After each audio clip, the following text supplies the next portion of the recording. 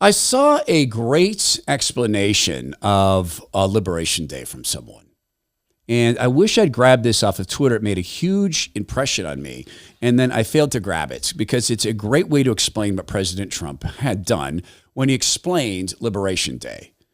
And he came out and, of course, announced Liberation Day. He's done a fantastic job of warning us there's going to be pain. Anytime you've put off dealing with a big problem, there's going to be pain. If you've had a relationship go south and you refuse to talk about it, when you eventually begin talking about it, there's going to be a lot of things to deal with. If you've gone years without exercising and you've gotten way, way out of shape, the first time you go hit leg day is going to suck. If you haven't run a mile in 20 years, you decide to go out and run a mile, it's going to hurt because you've put this off. We've put off doing something to our economy, not necessarily tariffs, but something to our economy for a long time as we become structurally bankrupt. President Trump announced Liberation Day, and then I saw this fantastic explanation for what he's really doing. My fellow Americans, this is Liberation Day, waiting for a long time.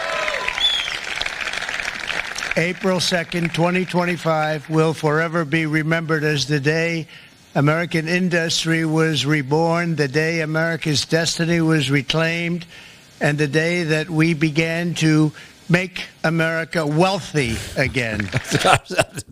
Always got to have the mala maha. It's very much President Trump's branding.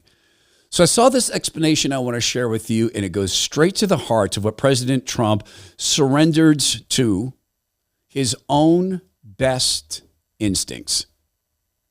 Business. President Trump, CEO Trump, is the best Trump in my mind because there's a clarity, and I'll explain this in just a second. There's a clarity in your body, and it's very, very clear, particularly for men of any age. We want to have muscle. Women too. I mean, percentage of muscle in your body is a great predictor of your longevity and your health overall. If you don't want to lose muscle, first step is to keep the muscle you have. Masszymes from Bioptimizers will help you do that. There's a myth. The myth is that protein builds muscle. It doesn't. Protein has to be broken down into amino acids, specifically branched chain aminos. They build muscle. That's what happens. Bioptimizer's product, Masszymes, in a side-by-side test from Birch International University in Bosnia, showed that people who take Masszymes, people like me, produce 1,600 times more amino acids in their bodies than people who don't take it. People maybe like you. At the age of 58, my body fat percentage is about 9.9%, and my muscle's pretty high. And I credit a lot of that to Masszymes and, of course, working out and eating properly. Go to bioptimizers.com/Todd, promo code Todd. Get Masszymes at a 10% discount and keep the muscle you have and maybe even earn more muscle. Yeah, earn it. Bioptimizers.com/Todd, promo code Todd. Get 10% off all the products and subscribe to the products you need. Just take that special hint.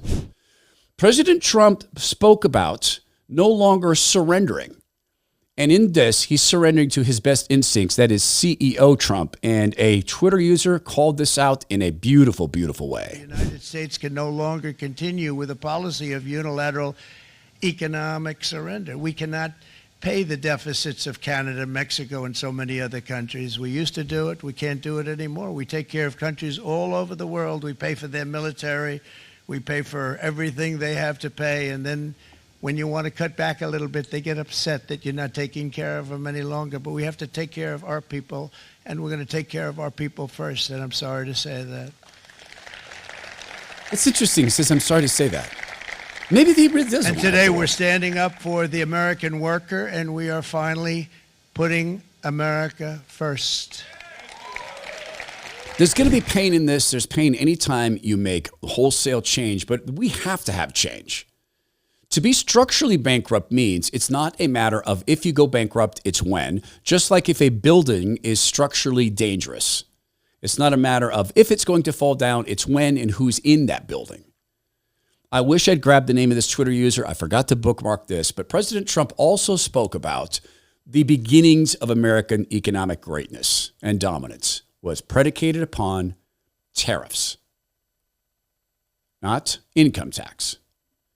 Income tax is relatively new, and it was sold to the American people as it will only ever be for the ultra-rich, the top 5-10%. Then, of course, it metastasized, and it in fact, punishes employers who hire employees because you pay a head tax. In many states, you pay multiple levels of head tax. A Twitter user pointed this out.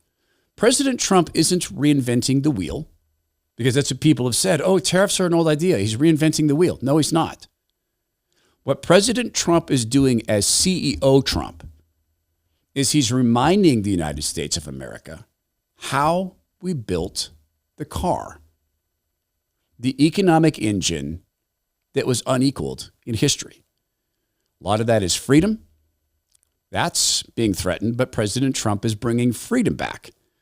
A lot of that was free enterprise. Big government and the China model, where government is business, threatened that. Reducing regulation brings that back.